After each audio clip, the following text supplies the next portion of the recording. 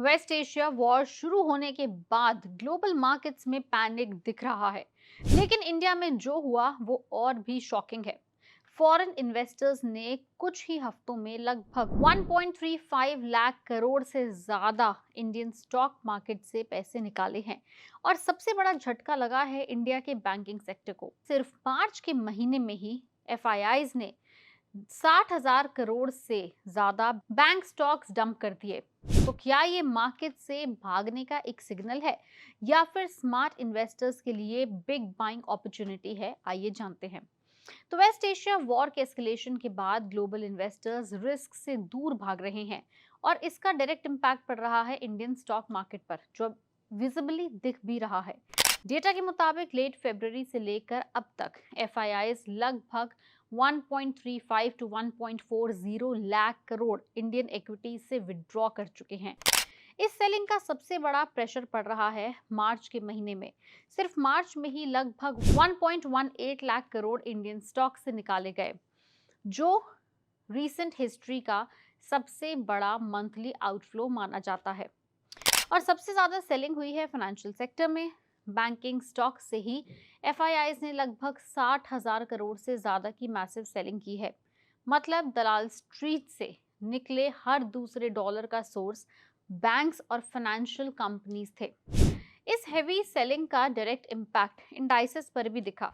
Nifty bank मार्च में 17% crash हुआ। Nifty PSU bank index लगभग 20% गिरा और मार्केट का worst performer Nifty financial services around 15.6% down रहा और ब्रॉडर निफ्टी इंडेक्स भी लगभग 11% से ज्यादा गिर गया। मतलब मार्केट की सबसे स्ट्रॉन्ग माने जाने वाला सेक्टर बैंकिंग इस बार सबसे ज्यादा प्रेशर में आ गया। बाकी सेक्टर्स में भी एफआईआईज ने पैसे निकाले हैं। अब आइए जानते हैं कौन से। तो बैंक्स के बाद सबसे ज्यादा सेलिंग हुई है ऑटो सेक्टर में, जहां से लगभग 12,400 करोड़ के करीब निकाले गए। इसके बाद आता है कंस्ट्रक्शन सेक्टर, जिसमें लगभग 9,154 करोड़ की सेलिंग हुई। टेलीकॉम सेक्टर नंबर 3 पे 5,608 करोड़ की सेलिंग। इसके बाद एफएमसीजी, जहां पे 5,419 करोड़ की सेलिंग हुई। इंटरेस्टिंग बात यह है कि आईटी सेक्टर, जो आर्टिफिशियल इंटेलिजेंस डिसरप्शन फियर्स की वजह से इन्वेस्टर्स का लीस्ट फेवरेट बन चुका है, वहां रिलेटिवली कम सेलिंग हुई। बता दें कि आईटी स्टॉक्स में सिर्फ 1,874 करोड़ का आउटफ्लो देखा गया, which was nothing in front of banking sector. वहीं कैपिटल गुड्स सेक्टर ने ट्रेंड को ब्रेक कर दिया, जहां एफआईआईज ने लगभग 3,118 करोड़ की बाइंग की। सबसे ज्यादा प्रेशर पड़ा एचडीएफसी बैंक के ऊपर, ऑलमोस्ट झटका लगा। मार्च क्वार्टर में सबसे हेवी सेलिंग एचडीएफसी बैंक में देखी गई। एफआईआईज ने बैंक में अपना स्टेक लगभग 4 परसेंटेज पॉइंट कम किया और 49.35 करोड़ शेयर सेल किए, विच इज मैसिव। इसके बाद बैंक में फॉरेन इन्वेस्टर्स की होल्डिंग 47.67% से गिर के करीब 44.04% के करीब रह गई। ये तीसरा कंसेक्यूटिव क्वार्टर है जब एफआईआईज अपनी होल्डिंग रिड्यूस कर रहे हैं इंडियन स्टॉक मार्केट में। इसके पीछे गवर्नेंस कंसर्न्स भी हैं और रेगुलेटरी स्क्रूटनी भी एक बहुत बड़ा रीजन माना जा रहा है।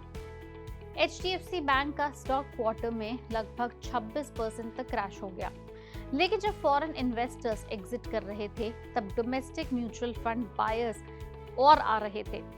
म्यूचुअल फंड्स ने अपनी होल्डिंग 26.66% से बढ़ाकर 29.54% कर दी, यानी डोमेस्टिक इन्वेस्टर ने बैक किया। इसके साथ ही पीएसयू बैंक्स और पीएसयू सेक्टर को भी झटका मिला। पब्लिक सेक्टर बैंक्स पर प्रेशर बना रहा और इसका एक बहुत बड़ा रीजन था बॉन्ड यील्ड्स का स्पाइक। मार्च क्वार्टर में 10 ईयर गवर्नमेंट बॉन्ड यील्ड बढ़कर 7% के करीब पहुंच गई, जो क्वार्टर ऑन क्वार्टर बेसिस पर लगभग 35 बेसिस पॉइंट्स का जंप है। बता दें कि जब बॉन्ड यील्ड्स बढ़ते हैं तो बैंक के बॉन्ड पोर्टफोलियोज की वैल्यू गिरती है।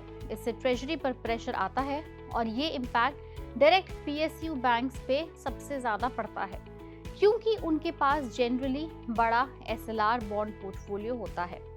इसी वजह से पीएसयू बैंक्स में भी मैसिव सेलिंग हुई। अब समझना यह है कि आपके और मेरे जैसे रिटेल इन्वेस्टर के लिए ये मैसिव सेलिंग एफआईआईज की एक अपॉर्चुनिटी है या फिर एक डेंजर का साइन है। लेकिन स्टोरी का एक पॉजिटिव एंगल भी है।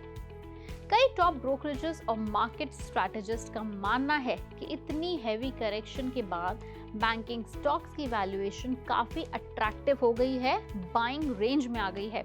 मतलब शॉर्ट टर्म में पैनिक सेलिंग हुई तो है, लेकिन लॉन्ग टर्म इन्वेस्टर्स के लिए ये एक बहुत अच्छा एंट्री का इंटरेस्टिंग लेवल भी बन सकता है।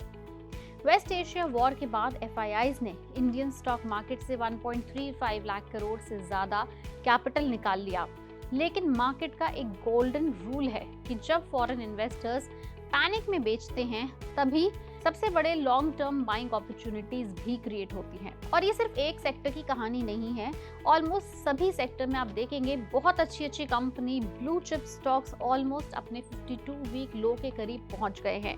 ऑलमोस्ट हर तीसरे दिन एक नया लो क्रिएट हो रहा है।